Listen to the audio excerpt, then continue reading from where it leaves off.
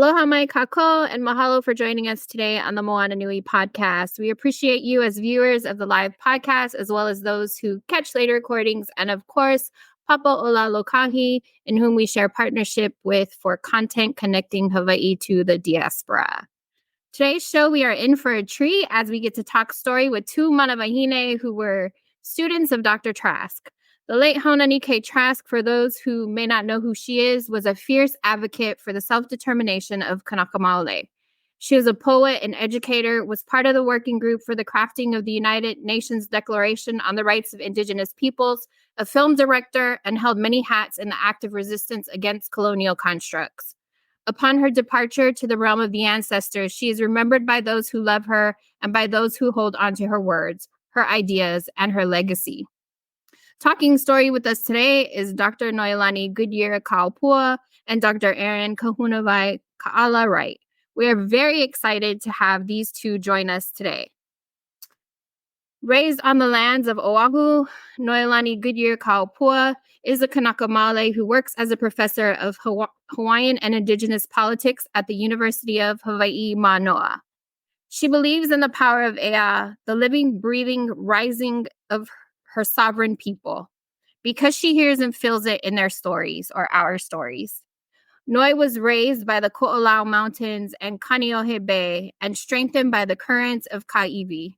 Her popo taught her how to play horseshoes, to share mangoes from her tree with anyone who asks, and to treat youth with genuine respect and adoration.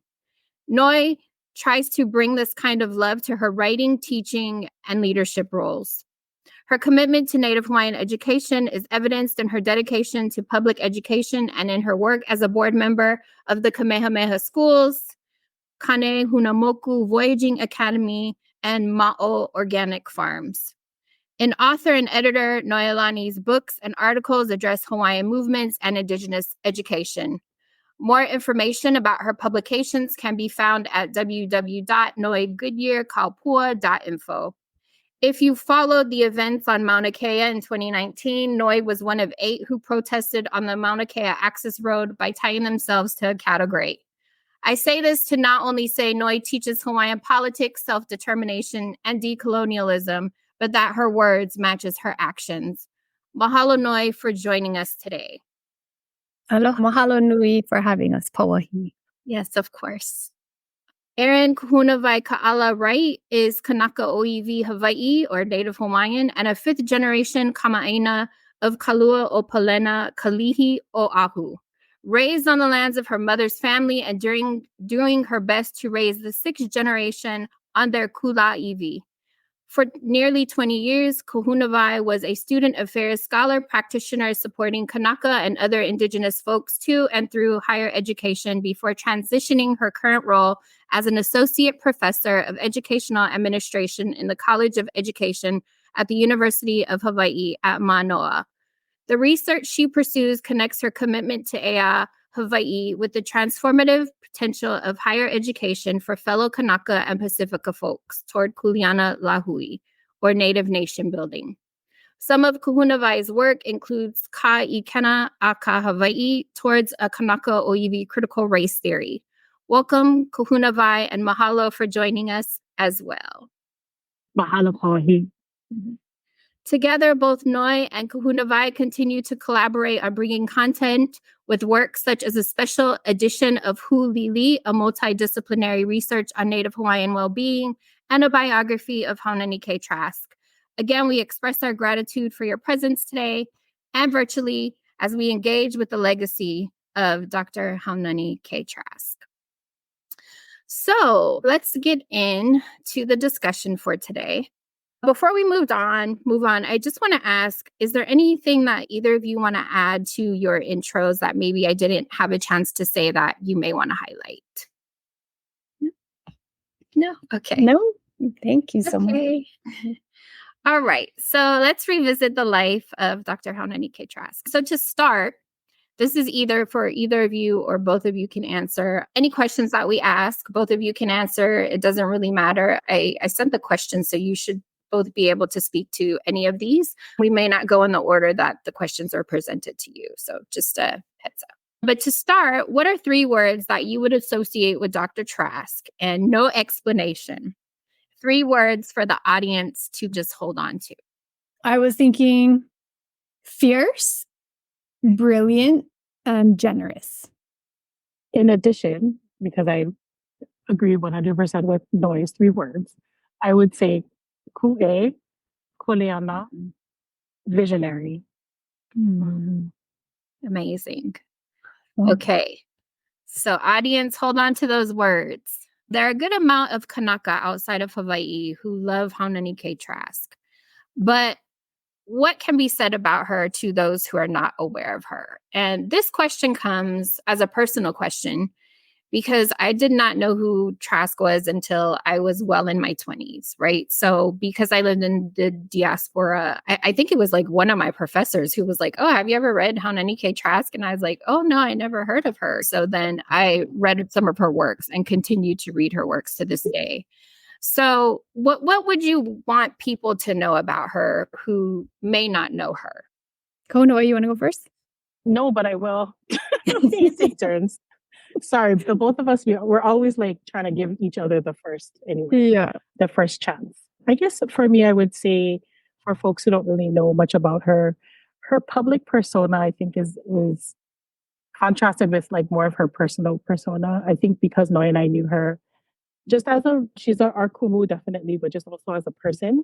She is one of and maybe this comes through on some of her public speeches, but she's one of the funniest people you're ever going to meet.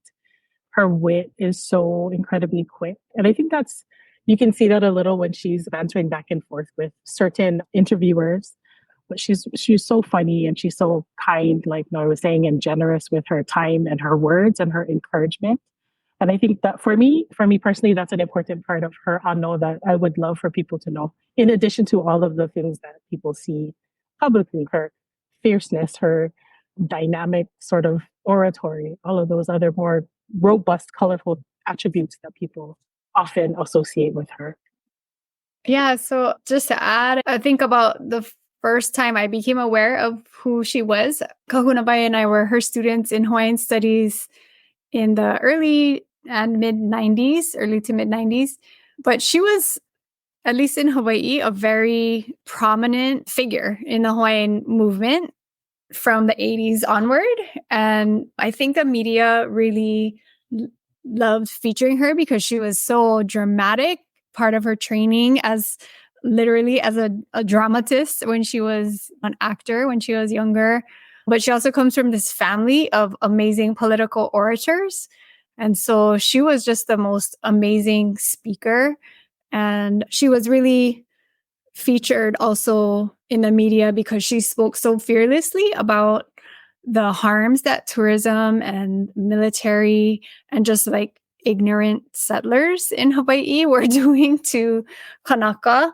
And because she spoke so fearlessly, people either loved her or they detested her. And that's what happens when you speak. We just were at this event that was hosted by the Pa'i Foundation and Kalahui Hawaii that was honoring her, and just this past Saturday. And one of the things that Kumu Kawai Kapu Hewitt was talking about was how Waha Mama Oya Ka'ipuka. She opened the door. She opened the door for people for Kanaka to question that we are not American, as she said in 1993. And then also because she spoke so powerfully about the truth, that means sometimes you're not as popular, right? And so anyway, but she was so popular in so many ways. Yeah, she's a poet, a teacher, a fierce leader, just so many things. I love to show when I'm guest lecturing for the students that I lecture for, I love to show the clippings of her. And this two Thursdays ago, I shared with my social justice class that I TA for that exact piece where she says we are not American. And so I'm reading all of their assignments now, and some of them are like really, really hung on to that. And so, yeah, I think she is for every generation. And sometimes, like you said, speaking truth to power or truth against power is what I think she often did, isn't always popular. But I think we're at a time where some of these things are popular for those who want to listen, right? So referencing that, her speech on January 17th, 1993, that you just alluded to, Noi, that so powerfully objected to American identity for Kanaka Maoli, is one that we see in rotation on social media.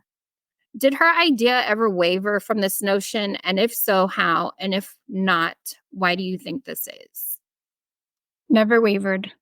I think for context, it's helpful to understand that she is within her own family and within the Lahui Hawaii, she's of the second generation to live their whole life under U.S. occupation. So her parents were the very first generation to live their entire lives under U.S. occupation.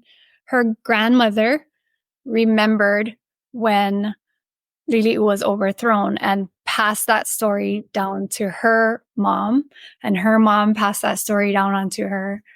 So it's not that far away. I think when we were younger as her students, we would think like, oh, 100 years ago, that seems so long, 1893, that's like ages ago. But now that we're like a half a century old ourselves, we realize that, wow, that it really wasn't that long. So her kupuna were signed the Ku'e petitions. They were very aware that within that their family, they carried those stories. And so her and her siblings, they were all taught from growing up that Hawaiians had our own country and we're very capable of governing ourselves and running sustainable society in our islands, providing for all the needs of all the people without any foreign ships, without any help from anybody else for the vast majority of our existence.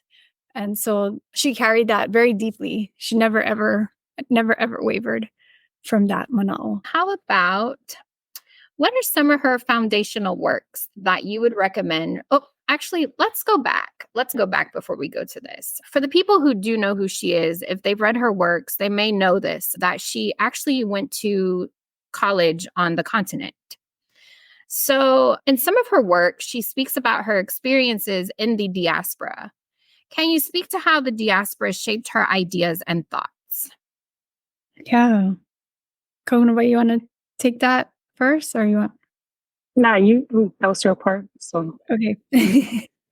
Sorry. Well, Poi, you can just tell us too if you're like you speak first, and then you okay. You want to avoid the awkward silence. The polite. You go first. No, you go first. Yeah. So Kuma Haunani-Kay she graduated in 1967. So if you can imagine that time, this is like the Vietnam War era. Some of her classmates are being drafted and sent off to war. She herself started off at Drake University, didn't like it there, went to Chicago, experienced tremendous racism there, and then transferred to the University of Wisconsin at Madison, where she ended up getting all of her degrees. Not to say that she definitely experienced racism in Madison as well, but what she arrived at when she got to Madison was almost upon arrival, what was happening there was massive student uprising, and in particular, a Black student-led strike. There had been on another campus in the University of Wisconsin system an incident where every single Black student was expelled for protesting the war and standing up for calling for Black studies. And so she arrived at this like amazing moment of student organizing. There was the Black student-led strike. There was a TA strike, so graduate student teaching assistants organizing to have their labor recognized and their right to collectively bargain.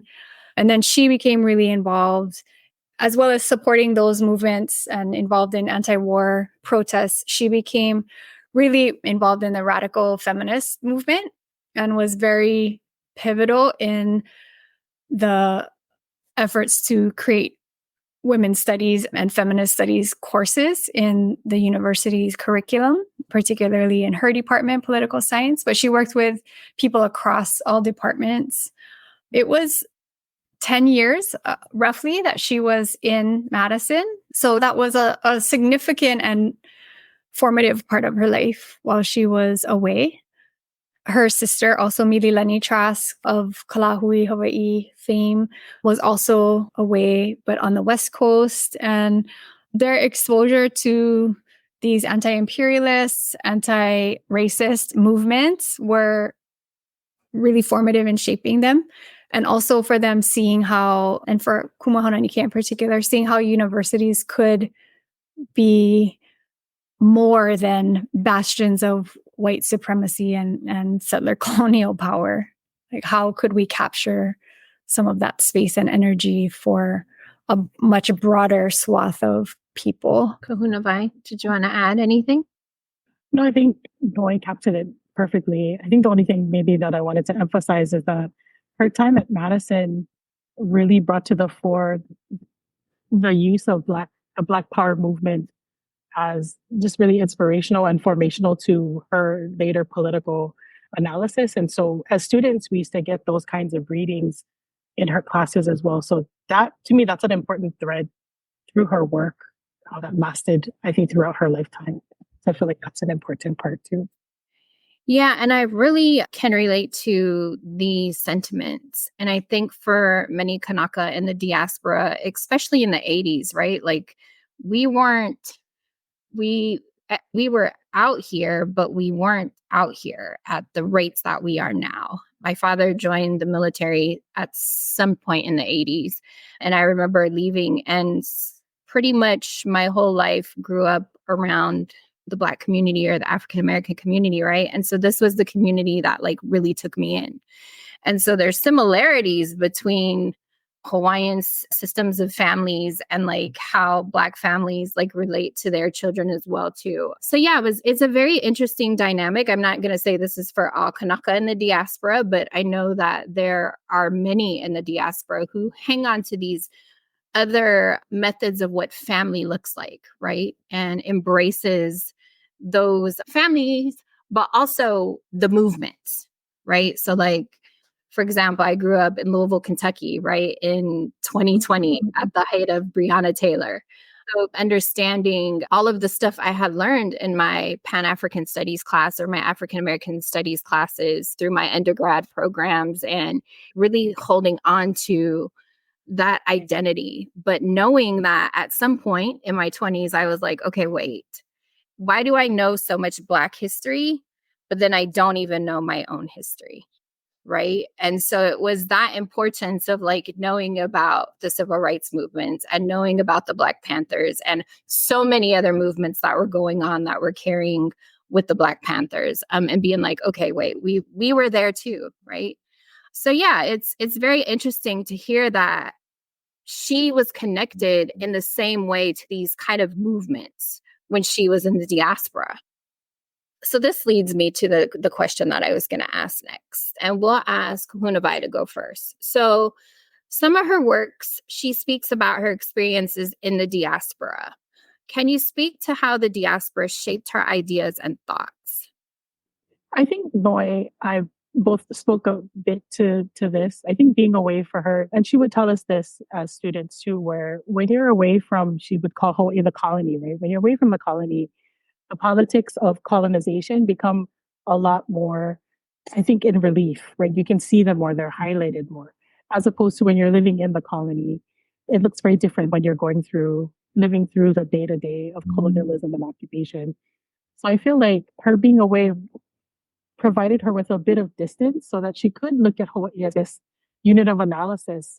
And then with the influence of the Black Power movement, with the American Indian movement, all of those different other movements that she was involved with, I think really informed the way that she started to see Hawaii. And you can see that in her from the time she was started writing and publishing, you can see all of those influences in her work. I think one of the other important things that being away, I think helped to do in addition was, now I'm getting, sorry, My kid is texting me on the side, so I apologize for that. So I'm looking at that and looking at you folks. I'm going to put him on mute. Hold on. And I lost my train of thought. I'm sorry. I don't know. Noe, did you want to say anything else about how her being away influenced her? Yeah, I was going to say that I think where she was in Madison was there were these movements, but predominantly it was white. It was like 95% white, the student body at that time. So she went from being at a school, Kamehameha, which was all Hawaiian, to being in a school where it was all white. And not all white, again, 95%.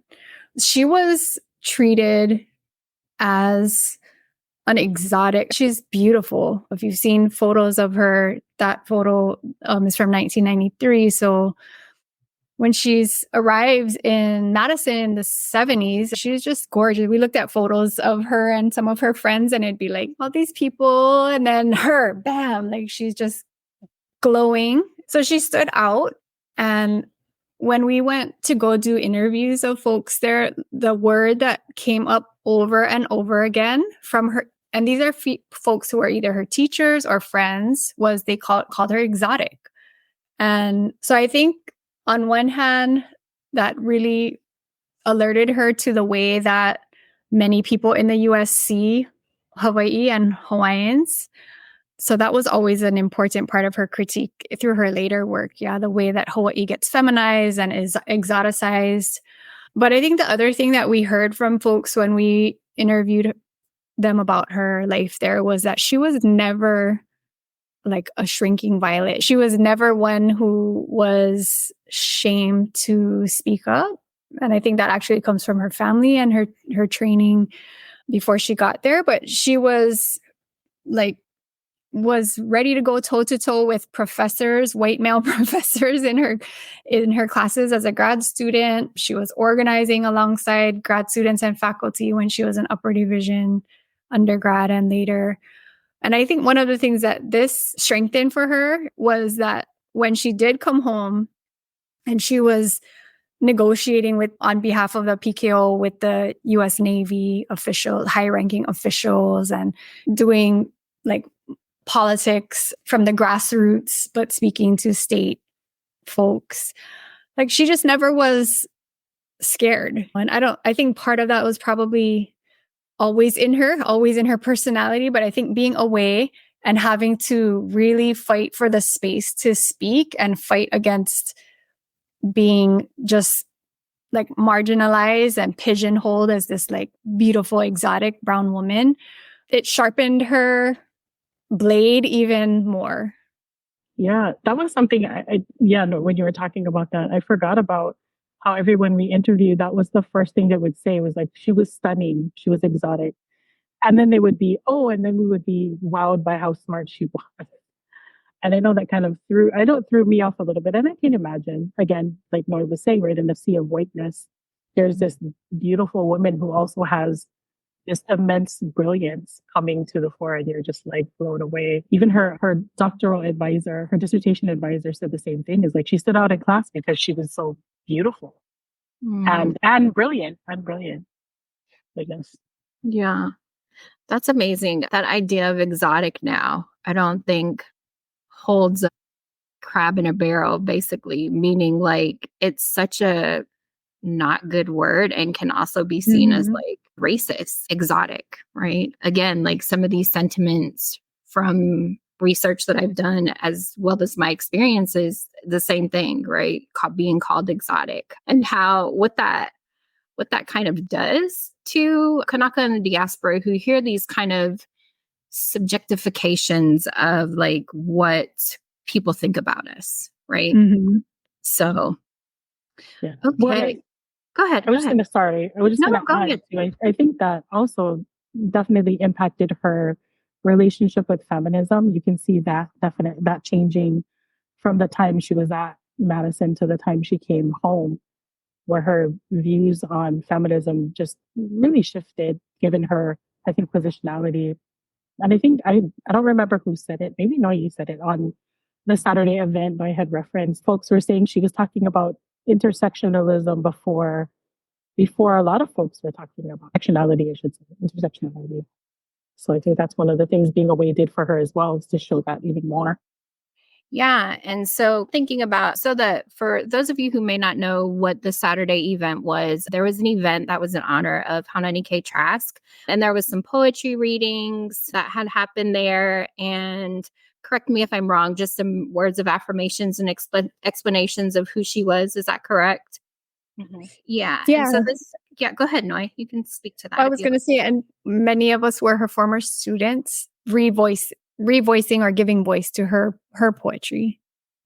So that's what happened this past Saturday, is what they're referencing when you hear them say the event on Saturday. And then I know Kahunawai just brought up intersectionality, which is an amazing term for those of you who may not know where that term comes from. It comes from Kimberly Crenshaw, who is a Black lawyer and activist. And it actually stems from a case with the General Motors company. And yeah, so there's some history there that is interesting to learn about. So if you don't know anything about Kimberly Crenshaw or the connections to how this term intersectionality came through, that is another person to really look to. So I want to talk about feminism because this is something that I'm really interested in myself.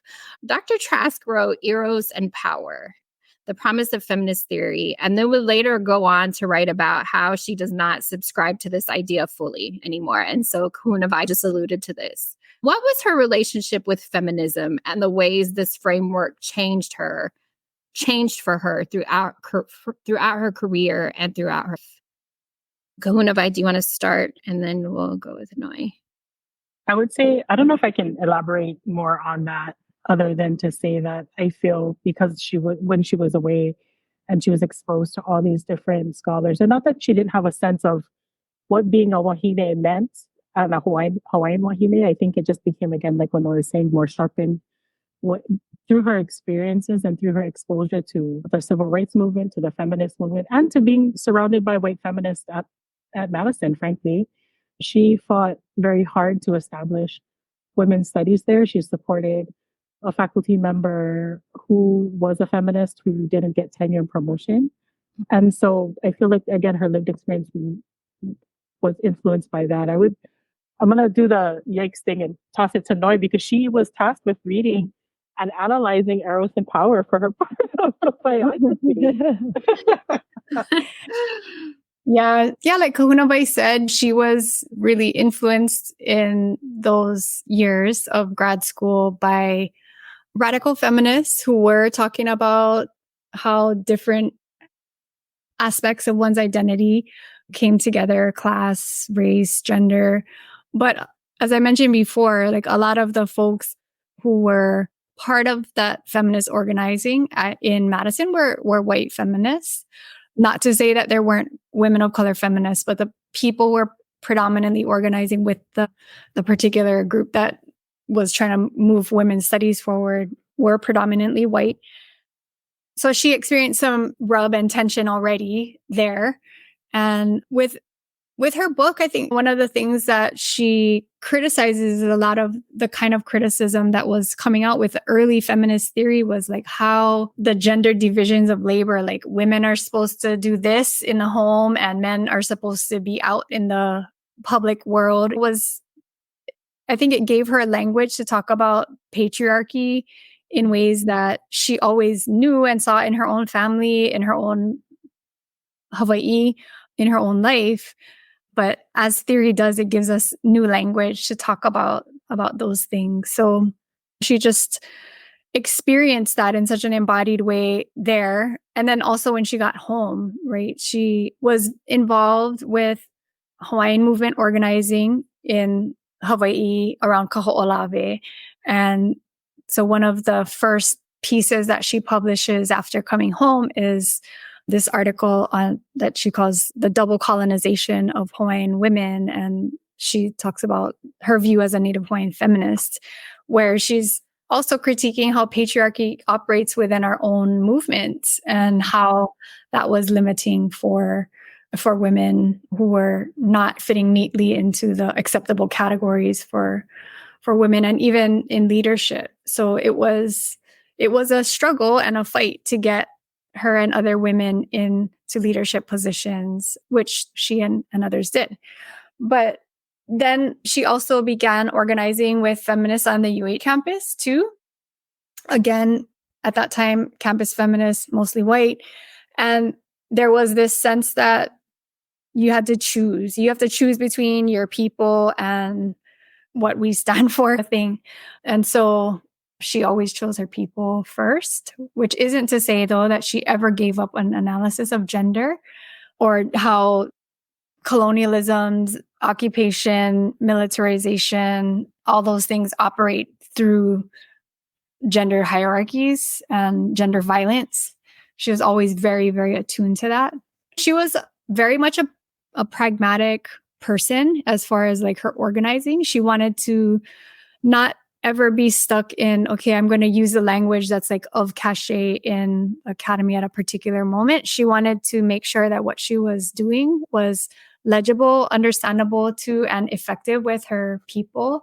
And I think at some point she found that the label feminist was not something that was going to be, I don't know, effective in terms of organizing with Kanaka. But like I said, she never gave up that kind of analysis. And there were lots of other women of color at that time period when she makes that choice not to identify as a feminist, who also had a very contentious relationship with that term feminism.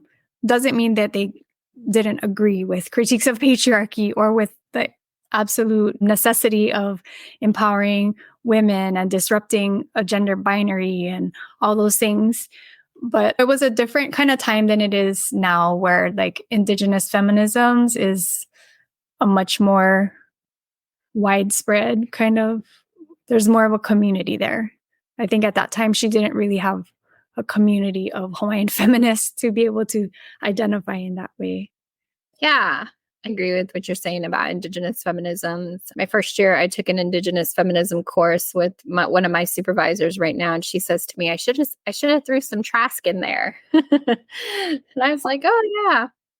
So, since you're talking about some of her writings, what would be some of her foundational works that you would recommend for those who are just now being introduced to her? Why do you think these works are important for Kanaka, and maybe even Kanaka for just to review over again, right? Maybe they haven't read the work in like 15 years, and maybe it's just important at this time to read it again. Why are these works important for Kanaka and who have never lived on the Aina to read it? We'll start with Noi and then Kahunawai. Yeah, one of the things that Kahunawai and I found was, even though we were her students and we thought we knew a lot of her work, is that as we really dug into this project, we're like, wow, she's just more and more. We found more and more and more things that we hadn't even been aware of prior to starting the biography project. So I think first and foremost, From a Native Daughter, that's the collection of essays that came out in 1993, first edition, and then revised edition in 99. But still, if you read it today, like, it is so relevant for this political moment. Also shows how she was not just a Hawaiian nationalist who centered Hawaii. She always saw Hawaii in the context of a larger, as Heoli Osorio would say, upena of anti-imperialist struggle.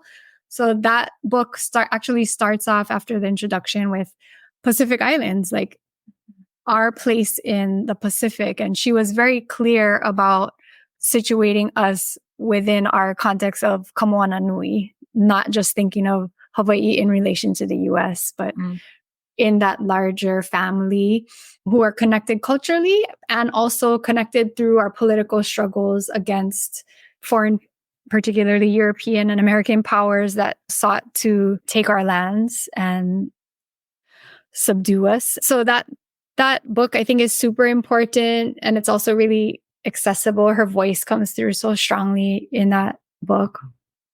I think the double colonization article that I mentioned is really important because even though she did give up the label of feminist, I think many of the critiques that she makes in there are useful for us for the kind of like self-reflection about our own movements that are important. And I know when I teach it till today, the young wahine in my classes always really, really love and appreciate that article because it helps give them language, as I was talking about earlier, for things that they're experiencing already all the time.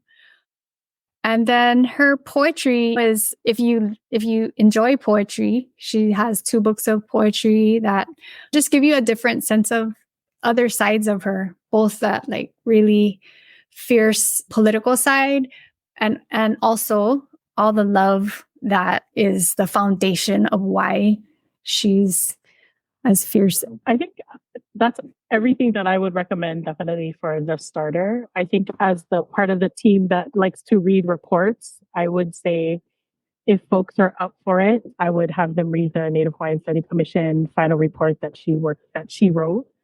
Because I think it gives folks just another perspective of her work where, as Noi says, she calls it pragmatic and she wants her work to be legible. Those are great descriptors of how I think she moved. She wasn't just a person who could create and talk about theory. She was someone who put that theory into action. And her report writing, as boring as some people might see it, really can show how you take what you're thinking about and put it into actual action to make material changes in the lives of Kanaka people. So the Native Hawaiian Study Commission report, I would also say the Ka'u report from 1986, which she wrote as she contributed to writing it, and she was part of the task force. And it was the blueprint for Hawaiian everything throughout the University of Hawaiʻi system, which is where the majority of Hawaiians participate in higher ed. Those works, I feel, are, again, provides insight into the ways in which she made the practice part of theory happen. And for me, as a person who does education, that's like super important, is the theory gives us language. The theory helps us to make connections. The theory helps us to make sense of our world. But for me, without how do we implement that, right? Where does the praxis piece come in? I think is where, there it is.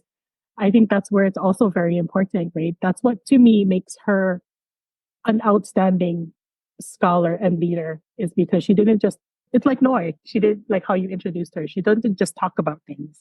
She actually helped to make change. And I feel like that part of her life doesn't get the kind of accolades that her scholarly work does. The impact that she's had on Hawaiians, just again, everyday Hawaiians who just called her on the phone because she would have her number, her home number, published in the phone book, who would just call her and she would talk story with them. To students like us who would be in her classes, who she would take time to talk story with. I think those are all of the things that make her an amazing Hawaiian leader. Yeah, not just her brilliant written work, which has remained consistent for like 30 something years.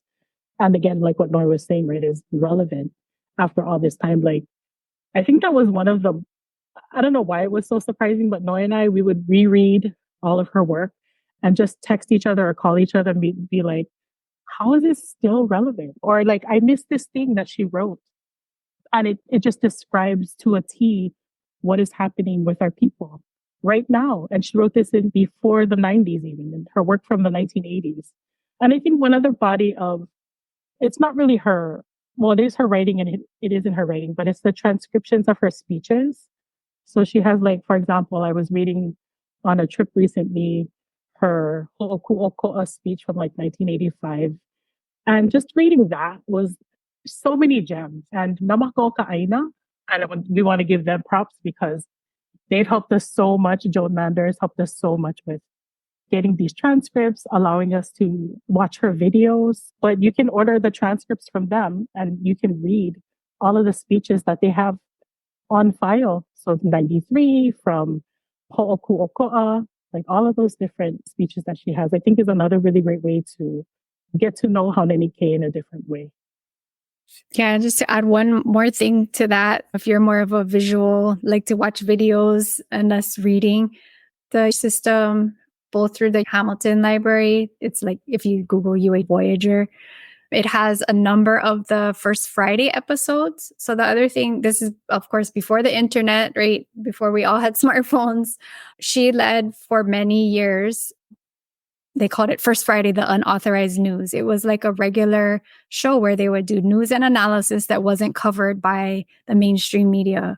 So she was really interested in making sure that the kinds of things that she was studying and thinking about were accessible to anybody for free, not just people who were enrolled in the university. So all those First Friday episodes can be viewed either through the UH Manoa or through West Oahu has this film archive called Ulu Ulu, the Ulu Ulu Film Archive. Yeah, that's that one. And you can also request episodes there. So oftentimes they would be her and her sister Mililani, who's in this photo, or it would be her and John Whittick, who was a labor organizer, or her and her partner, David Stannard.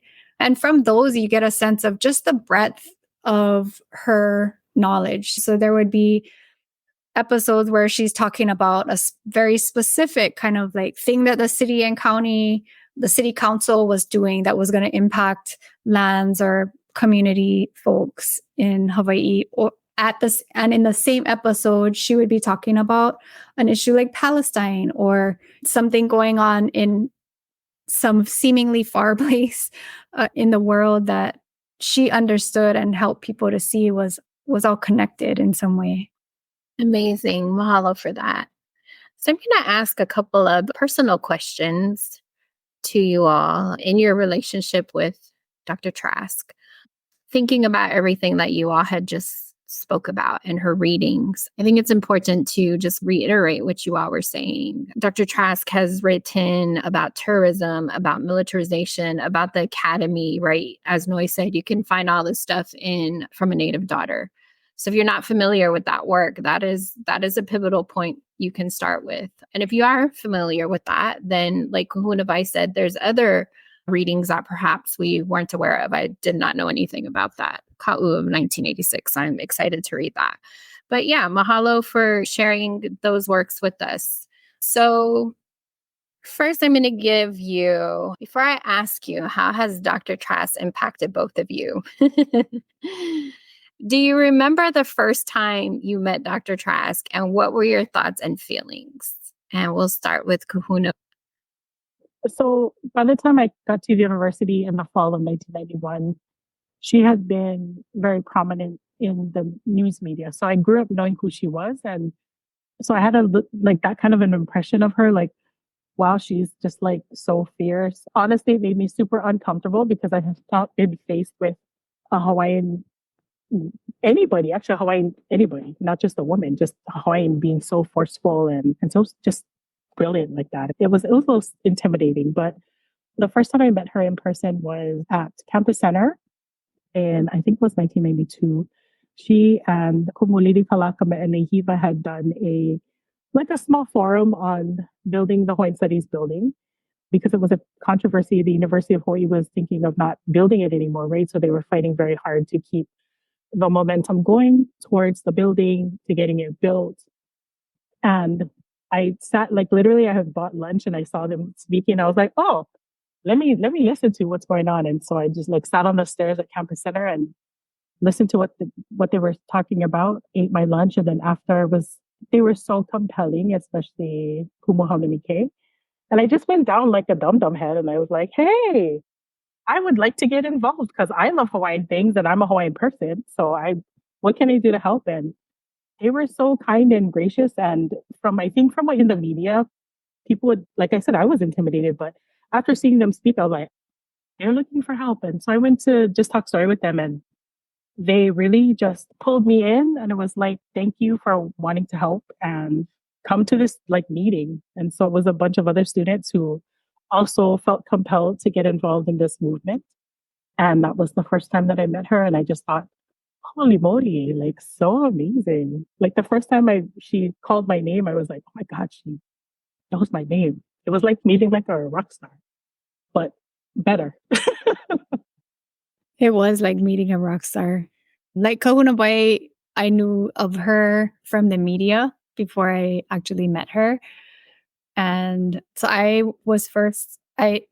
had gone away for school. I was in LA and was not actually in Honolulu in January 1993 when the big march happens and she gives her famous "We Are Not American" speech. And I was like, what the hell am I doing here? I need to go home. And there are people like her that I really need to learn from. So came back to UH. I majored in Hawaiian studies, and fall of I think it was spring 94 that I first met her.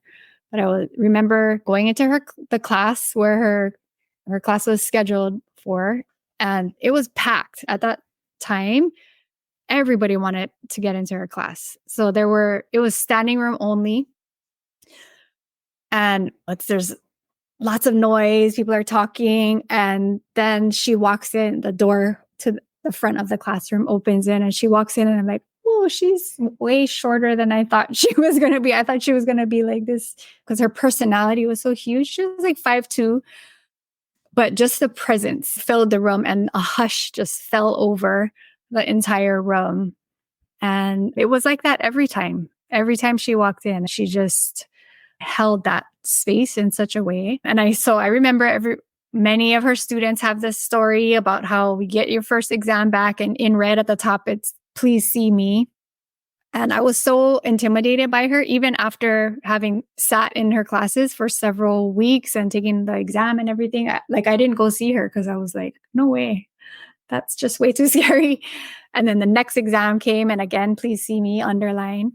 And she did that as a way to cut through that huge crowd and have students come in and talk with her one-on-one, and then encourage us. So she encouraged every single semester, every single class. She would encourage people, particularly Hawaiian women, but others too, to think about grad school. And at that moment, you're like, grad school, what is that? So that was the kind of person that she was. And then she would spend a lot of time mentoring. So Kahunawai was part of a group called Kui Kalahiki that was very active when I had just come to, and they were involved in student leadership. They were involved in voter registration and stuff. Kahunawai can share a lot more, but Kumu Haunani-Kay actively mentored outside of the classroom and actively made sure that her students were coming along with her to all of the things that she was doing.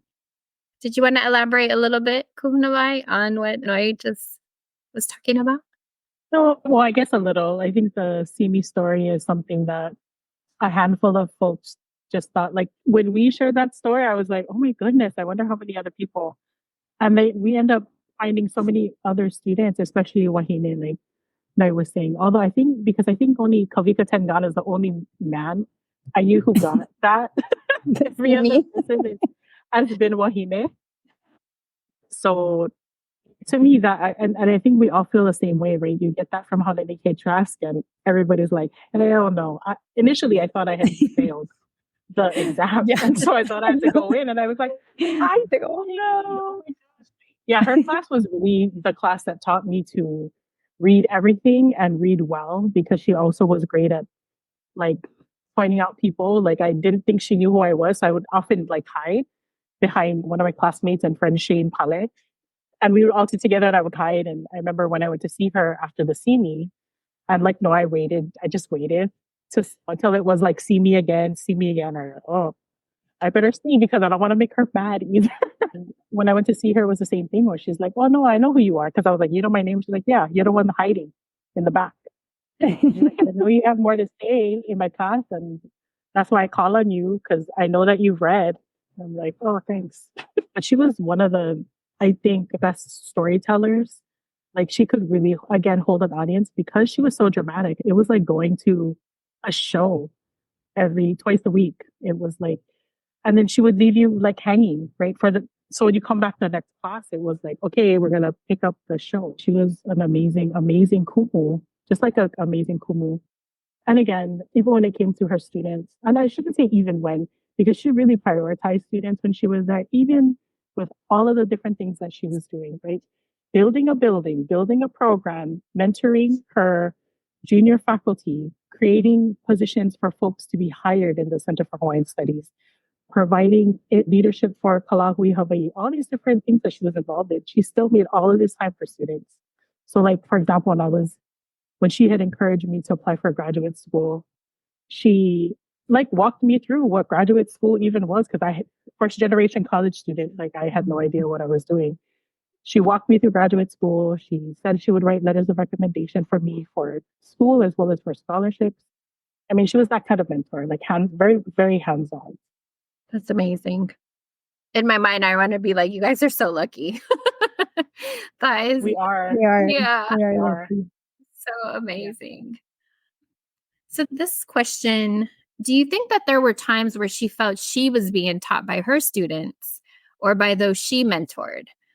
Or did she always feel like she was constantly teaching? That's a good question. I don't know that we had a whole lot to teach her, but maybe she was. She treated us like equals in a way, like interlocutors. It wasn't like she was just being didactic all the time. Like, I'm going to tell you what to think. Like, she was like, you need to be critically analyzing. You need to be able to think and speak for yourself. She wasn't a propagandist. Like, she really wanted us to have independent thought. And so I think this is just speculation, but I think maybe in the way that we were saying when she was in Madison in grad school, that she came toe to toe with professors. Like, when she was a professor, she expected us also to like, meet me here. I'm not here to just tell you what to think. Like, I want you to engage with me. Yeah, I feel the same way. She would ask us when I was part of that student organization, we would have her come to our meetings every once in a while to help us work through issues, right? Like, how do we analyze this issue? Or this is our analysis of the issue. Like, what is your feedback on our analysis? And she would always prioritize, okay, what are you folks thinking? Like, we would have to go first. Like, what do you think? And then she would tell us, okay, this is what I'm thinking.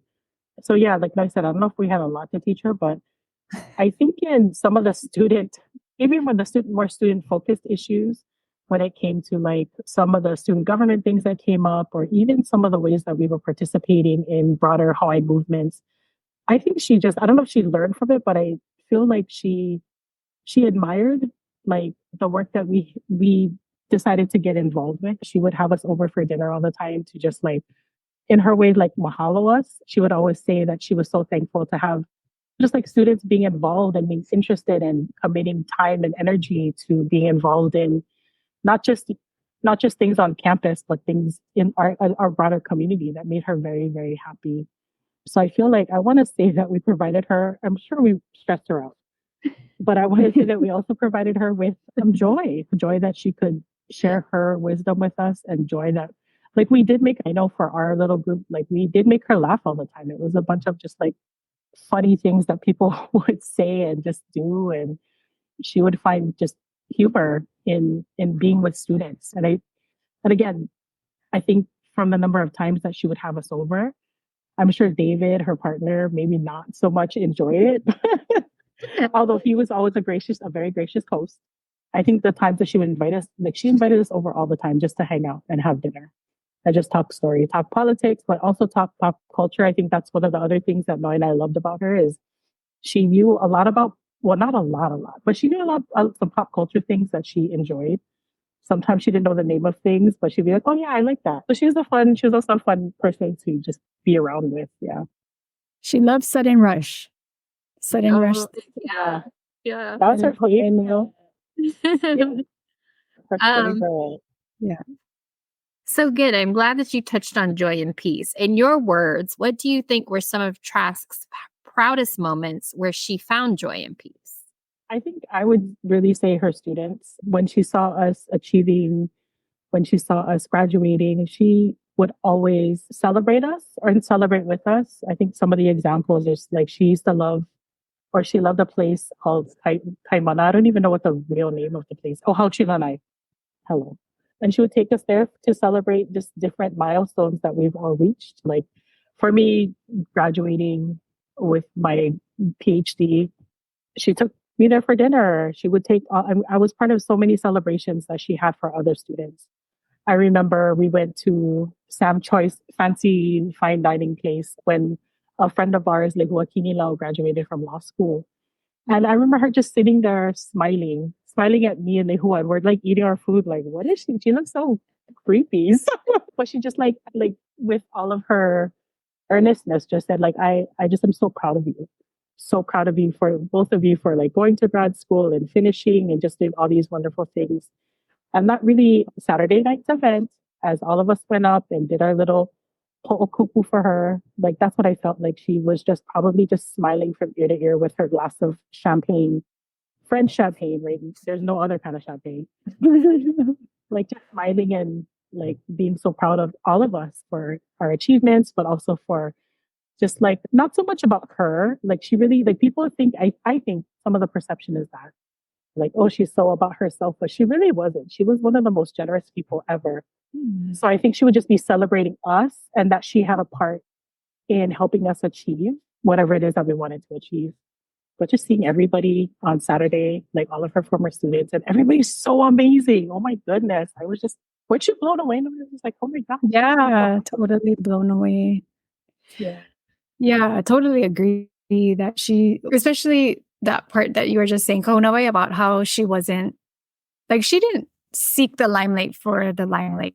Like, I think maybe now, because like certain videos get circulated about her, she becomes iconic, right? And then people only see like this individual woman up on a stage speaking unapologetically. And she really was always talking about the collective and the lahui and that there's work to be done. And she really wasn't ever seeking personal glory.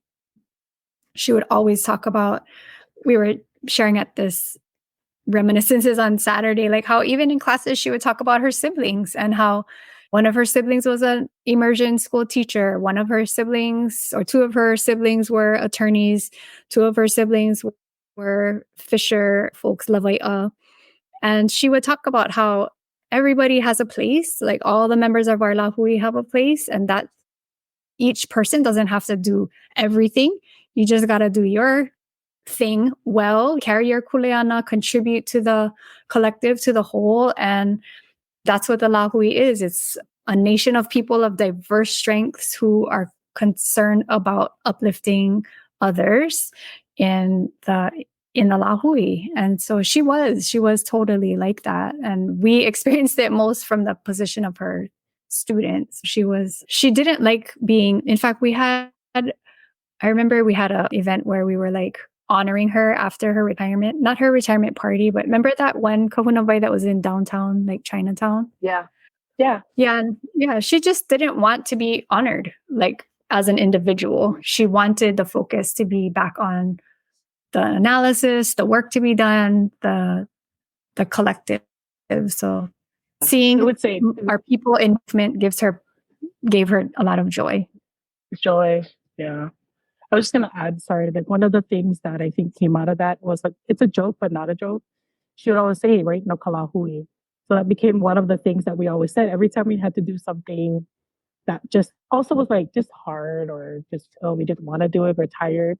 We'd all just be like shrugging our shoulders, no kalahui, no kalahui. And it became a joke. And it's carried on, I think, to this next generation. Like when I was at Native Hawaiian Student Services, we were a large unit supporting Native Hawaiian students going to and through higher ed. And every time like my staff folks would be like, hey, let's do this thing or let's do this thing. And they'd be like, oh, and about no kalahui. So it became like this thing now.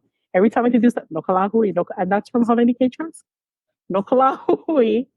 Right? Because we always gotta have our eyes on the prize, which is for our lahui, right? Nation building for our people. Because she had so much, all the work, even though people see her as someone who was divisive or whatever, everything she did was from aloha, and it was a deep aloha for our people. Yeah. How do you think that this would carry over for Kanaka in the diaspora? Do you think that she would still consider like what our kuleana would be towards each other in the diaspora, or what the lahui looks like right outside of Hawaii? What kind of sentiments do you think she would have? I think absolutely. She saw, as she says in the beginnings of many of her speeches, that genealogy is paramount for us. So it wasn't like, where are you physically located? It was your connection to your genealogy. Do you remember your ancestors? Do you help out other members of the lahui wherever you are? like those are the most central things. She was very much critical of like an individualistic American mindset, and really always tried to focus us back on like how we're connected and how we help each other. And so I think she would be feeling the same way about anyone. It wasn't an issue that she talked about a lot, but what she did talk about a lot was the forces of displacement that exist in our islands today that force our people to become economic refugees from Hawaii.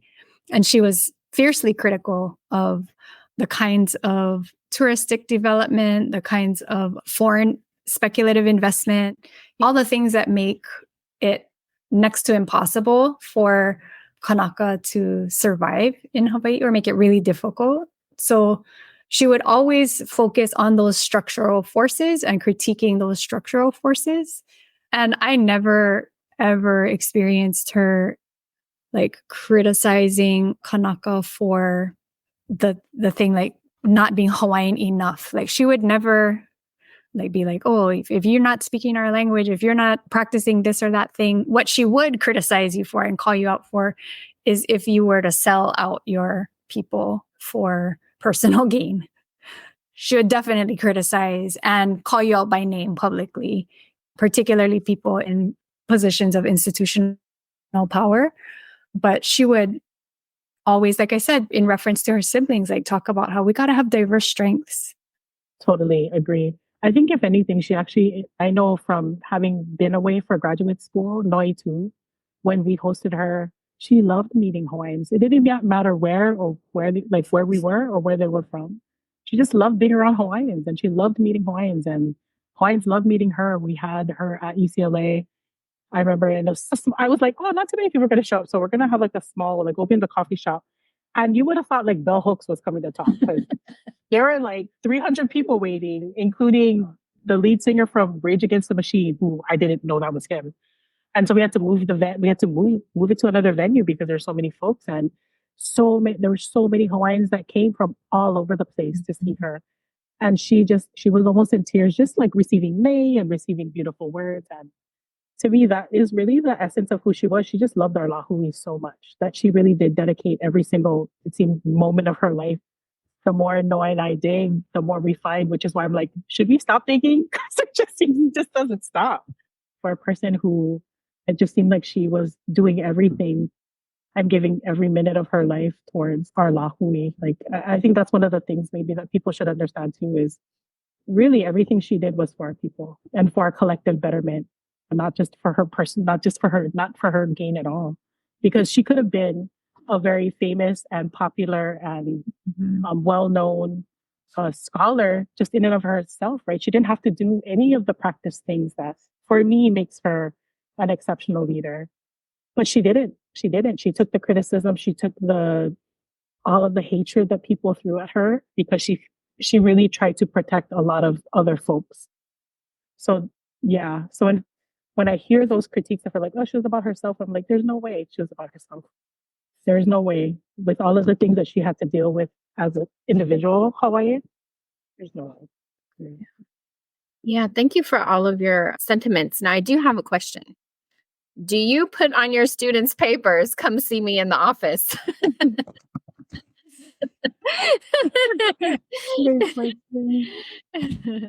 Now they submit it via Google Classroom and stuff, so I'm not using red pen anymore. Yeah, no, thank you. That's too like traumatizing with the red.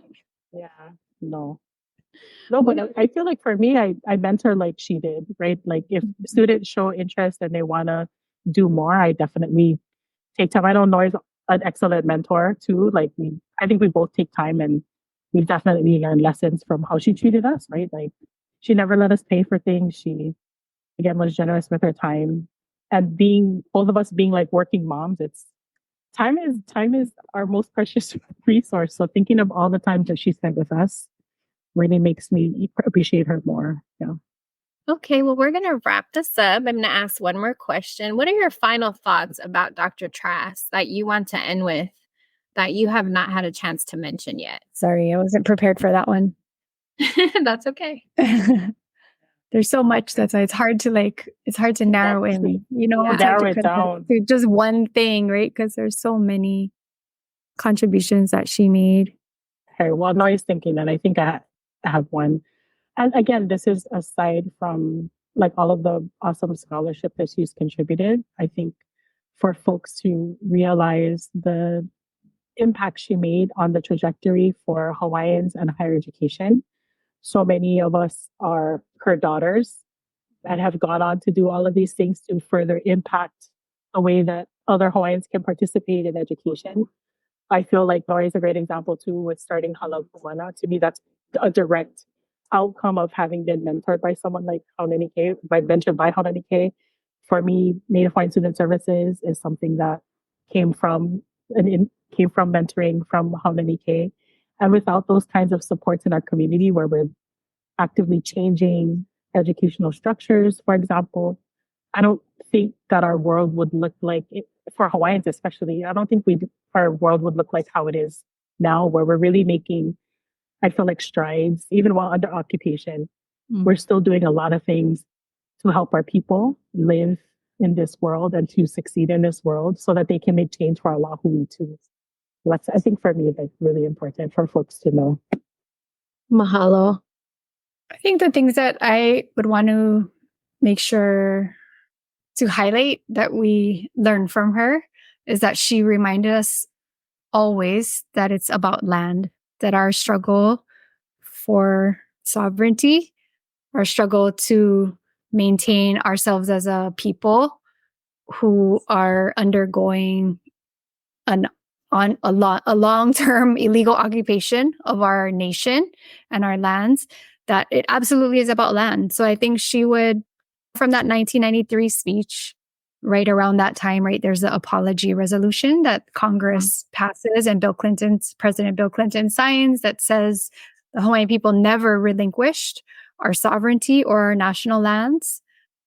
And still to this day, there has been no return of our national lands, not an acre to the Hawaiian people for that.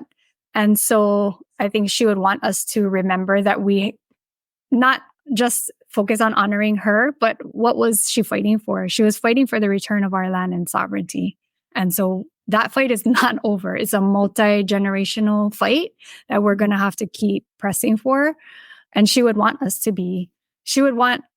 the best way we could honor her is by carrying that struggle onward, whether or not we see a full return of all of the Hawaiian national lands that were illegally seized from our kingdom in 1898 by the US.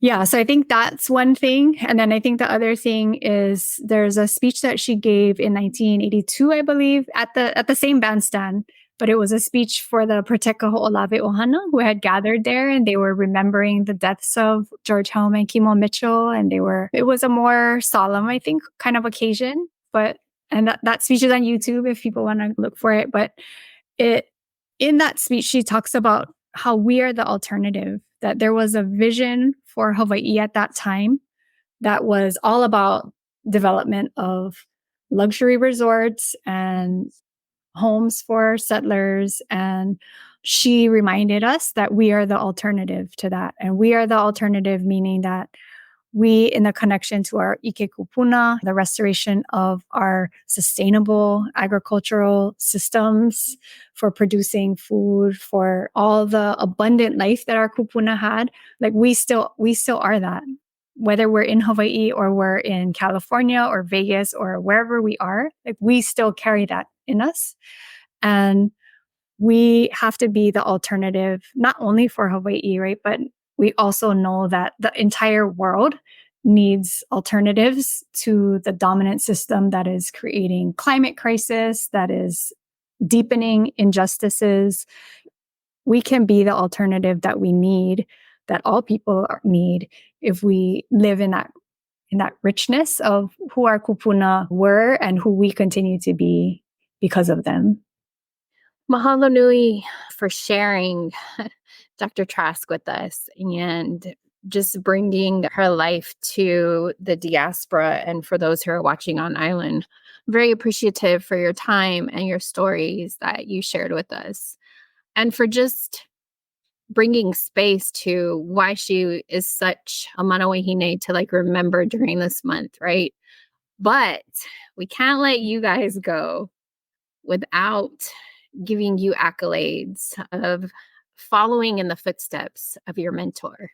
And I could say so many things about you all just from like what I've read or what I've looked at since. I would love somebody who knows you both to give you those accolades. So these are beautiful sentiments about Trask that have been shared. While we celebrate her with recognition and immense gratitude for the legacy she has left with us, I am a firm believer in providing words of affirmation and giving flowers to people while they are still here with us. I grew up in Keolu Hills, Enchanted Lakes area, where I was lucky enough to come home to Hawaii between my father's military deployments. I went to Keolu Elementary in kindergarten and 5th grade and Kailua High School in 10th grade. One of my classmates I have stayed in touch with virtually over the years is a graduate of University of Hawaiʻi Manoa. She has been a vice principal of Waimanalo Elementary and Intermediate School and is now the current principal of Ka'elepulu Elementary School. So to give you some accolades today, I welcome Dr. Sherilyn Inouye as she graces us with some sentiments, and she shares about the mana that both Noi and Kaupunawai are filled with. Mahalo, Cheryl, for joining us today. Aloha. What a beautiful surprise. Wow. So awesome. I've been listening in the background. It's cool that I was like in the studio, but I was hidden like behind the curtain. Like Visha said, or should I say Pawahi? Because when growing up, she was Visha to me. And it's talk about like worlds colliding that we grew up together. And she asked me to just share a few things. So I just want to mahalo you for letting me speak and extend my gratitude and just share like the way you speak about Dr. Haunani-Kay Trask is I share those same feelings of inspiration that you felt. And so my relationship to Noi, you were on my dissertation committee, and I'm so grateful for the time that you spent helping me with my research. And I had the pleasure of taking my advanced qualitative methods from Kahunawai. So thank you for that. And I just wanted to share a little bit about those two things, the virtual flowers for you folks. So I'm now principal at Ka'elepulu Elementary School, but the journey to get here was really long because I actually started my PhD program in 2009, and I floundered for a while and I hopped around. I went from ed policy and even went into the PUBA program for a year thinking, okay, like I'm not quite getting what I wanted at the College of Ed until I read The Seeds We Planted. So I believe you published that in 2013, Noi, and it was right about the time that I started as vice principal at Waimanalo Elementary School. And I hadn't really latched on to a topic that I thought was going to really be my passion. And reading that book was like the spark for me. That was a seed that you planted for me. And I was like, I got to do this. Like, this is my community, Waimanalo. This has to be the center of my research.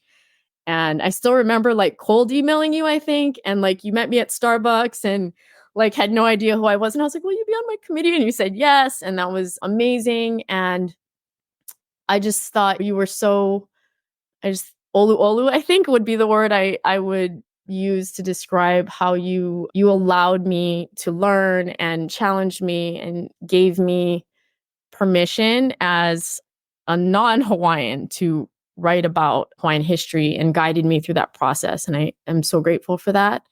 And I also want to just say how an amazing mom you are, because I don't know if I told you that, if you knew this, Visha, but her daughter, Hina, when Hina was a senior, her senior project was she put on a series of 3 lectures, like workshops with different Hawaiian scholars. And I learned more from those lectures than any other like history course that I took, even at UH or in my K-12 experience, definitely more than anything I got in professional development in the DOE.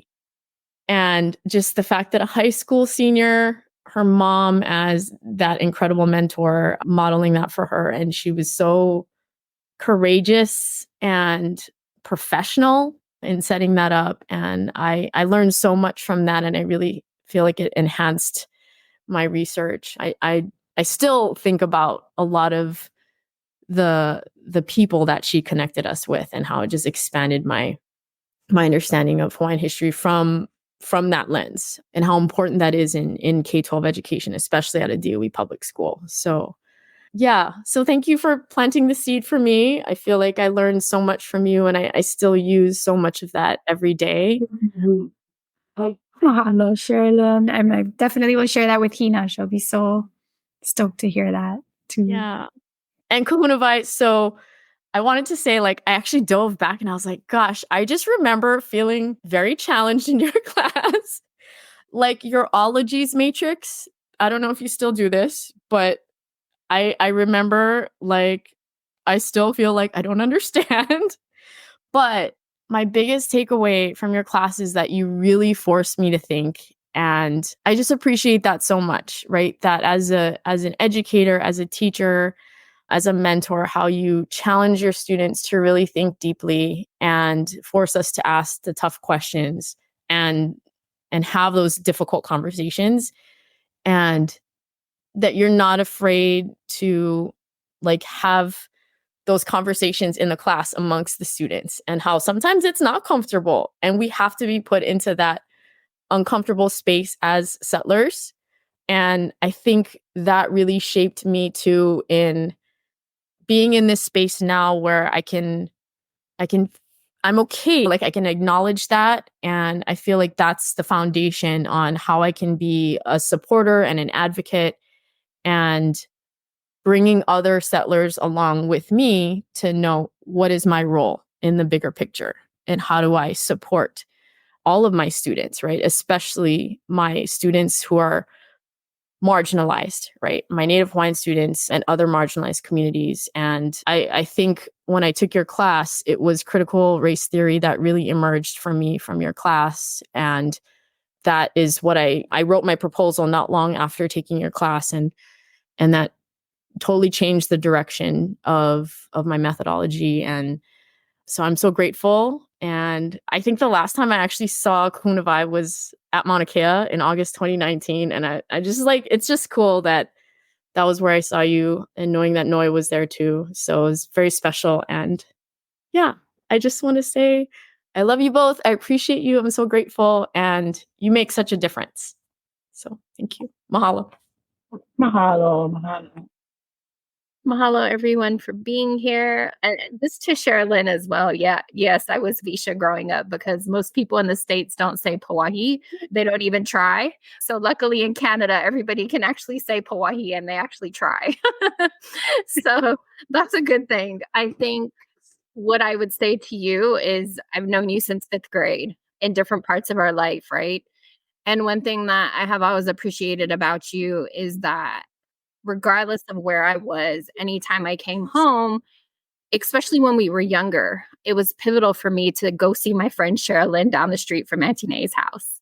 And for me, it was that piece of like, home for me was the friend that I continue to have since kindergarten and 5th grade. You're an amazing mom, just from what I get to see, and so proud of your journey as well. So for all of you, thank you for being here. Mahalo for all of your sentiments. Thank you for bringing yourselves, and just for sharing your sentiments about Dr. Trask, and Sherilyn for your sentiments about Noi and Kahunawai. So mahalo, viewers, and we will see you next time on the Moana Nui podcast. Noi, Kahunawai, and Sherilyn, please stay tuned. Ahui ho. Ahui ho.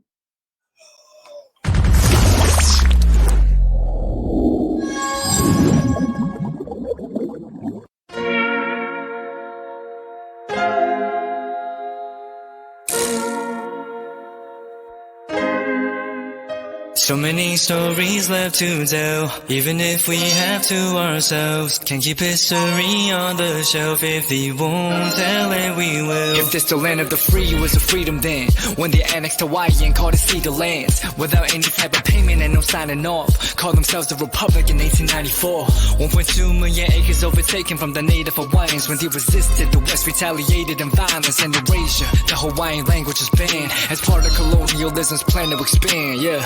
Stuck between a rock and a hard place. Multiple bombings of Kaho'olawe as a part of their ongoing war with Asia. Used it as a place for target practice. No consent or compensation. Colonizers call for annexation. The work of all the locals. School will never let you know. So many stories left to tell, even if we have to ourselves. Can't keep history on the shelf. If we won't tell it, we will. Too many stories left to tell, even if we have to ourselves. Can't keep history on the shelf. If we won't tell it, we will. We will. So if we put Hawaii into perspective, well, Black and Asian history is interconnected. Considering the fight with the Pacific, then of course versus Asia, they was treated as a middleman for war, but didn't let the Western colorism run its course. Cause dark skin was a sign of dignity to core. The land was taken in the name of capitalism, when prior to it was an actual kingdom. Clap back at the system. Stuck between a rock and a hard place. Multiple bombings of Kaho'olawe as a part of their ongoing war with Asia. Used it as a place for target practice. No consent or compensation. Colonizers call for annexation.